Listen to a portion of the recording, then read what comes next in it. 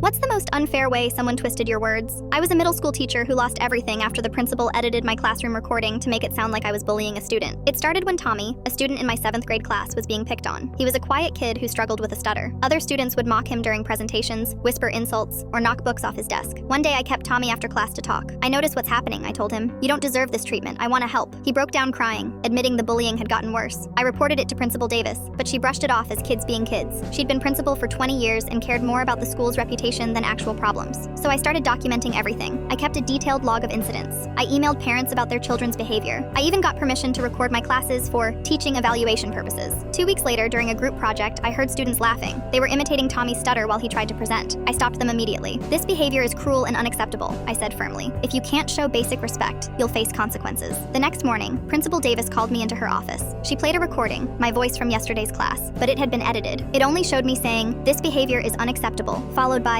"You'll face consequences," making it sound like I was threatening Tommy, not defending him. "A parent sent me this," Davis said. "They're concerned you're targeting students with disabilities." I was stunned. I tried explaining the context, but she didn't want to hear it. That afternoon, the school board received a formal complaint. Someone had edited more recordings to make it sound like I regularly intimidated Tommy. They even manipulated a clip where I said, "You're better than this," to bullies to make it seem like I was mocking his stutter. I requested my original recordings to prove what really happened. Davis claimed they'd been accidentally deleted during a system update. When I checked my classroom computer, all files were gone. The story hit local Facebook groups. Parents who'd never met me were calling for my resignation. Someone posted my personal phone number online. I started getting threatening calls at midnight. Tommy's mom believed the edited recordings. She filed a lawsuit claiming I'd traumatized her son. The school district suspended me pending investigation. Local news picked up the story. Teacher accused of bullying disabled student. My union lawyer discovered Davis had a pattern of editing recordings to remove problematic incidents. She'd erased evidence of fights, drug deals, even a sexual assault, anything that might damage the school's perfect reputation. But before we could prove anything, Davis held a press conference. She played the doctored clips and announced my termination. "We have zero tolerance for teachers who abuse their power," she said, wiping away fake tears. I lost my teaching license.